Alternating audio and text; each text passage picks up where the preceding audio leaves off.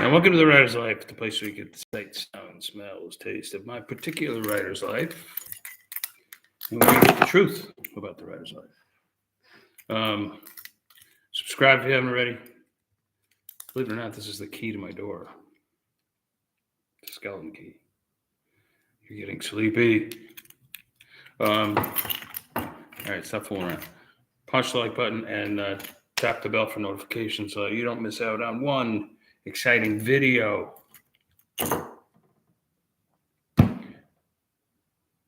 So I've been watching at night, like the Jeffrey Dahmer thing on Netflix.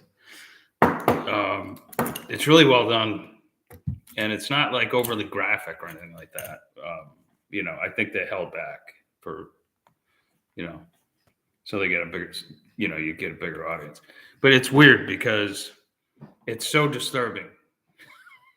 It's so disturbing, and like whenever, because it's really the Jeffrey Dahmer story is really, all right, for any of you guys who don't recall who Jeffrey, there's Gen Zers maybe who don't recall who Jeffrey Dahmer was. He was this guy who was born in the late 50s, and in the late 80s and early 90s, he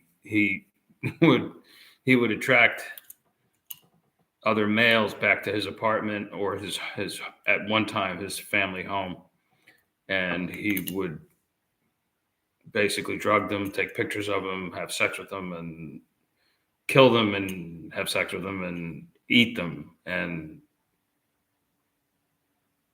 the eating part would make him horny too. I know it's entirely disturbing, right? Like that's the premise. That's what this guy did. And then he got arrested. And when he went to prison, I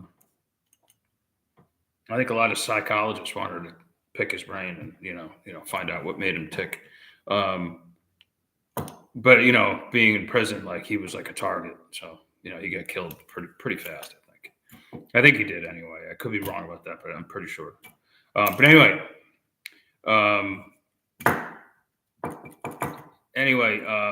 but his was a family story. He had a very difficult mother who hated her pregnancy and who was basically a prescription drug addict. He had a father who tried his hardest to raise his sons the right way, by all appearances. But all he and the mother did was fight brutally, like physically, and just awful fights constantly. And so, all that stuff has an effect on a child, negative effect, of course. And but no family's perfect. And, what child hasn't been brought up in a home where there's been a fight or two, right? And all that sort of stuff. But anyway, the more and more I get into watching this thing, I'm like, I can't watch this anymore. It's just too disturbing, And so like last night, I had to turn it off, and I was like, yeah, I can't continue with it. Okay, so there's that, right?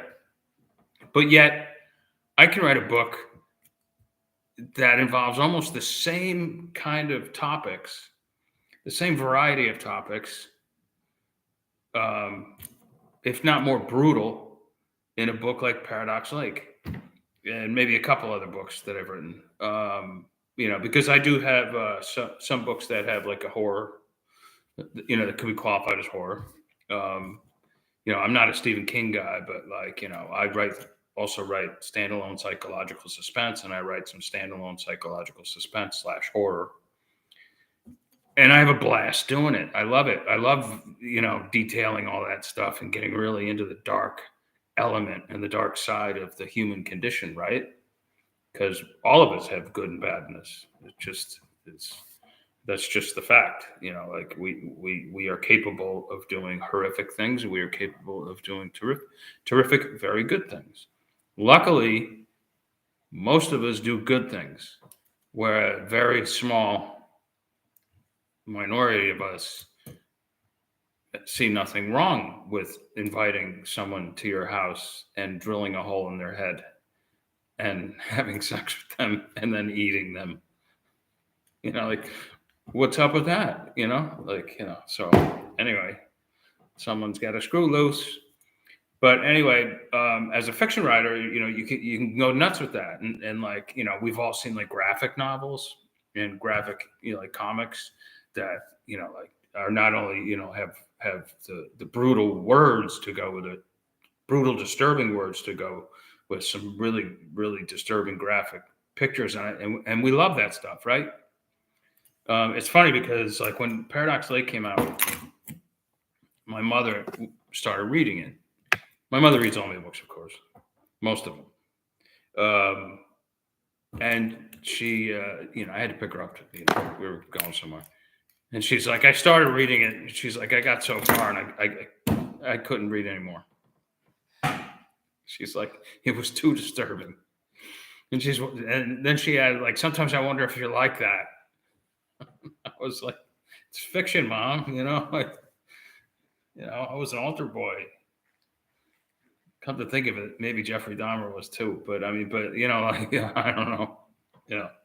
Anyway, but I just think there's got to be like a psychologist would be able to explain this, I would imagine, or a psychotherapist or whatever. But it's weird, like I can write this stuff, but I shun it when it comes to like watching it. Maybe on one hand, like when I'm writing it, I'm in full control and I'm having fun.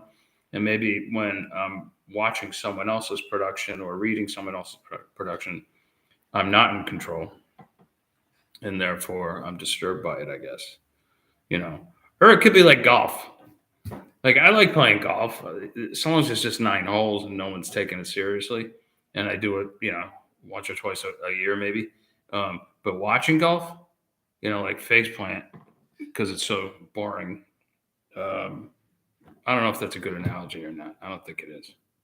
But anyway, I worked hard today, so I'm like crying. I'm tearing. But anyway, I just thought that was an interesting topic to talk about today. So I'm not gonna watch any more of the Jeffrey Dahmer thing. I'm gonna go back to my usual I like to watch a lot of old noir stuff and Twilight Zone type stuff and all that stuff. And I'm going to go back to that. I don't know. Anyway, so there you have it. I hope everyone's having a great day. And like I said, we'll do an AMA again soon. And tomorrow's Friday already. Wow. I've been gone almost 2 weeks. Incredible how time flies. All right. I will talk to you guys. Adamani. Ciao, ciao, ciao.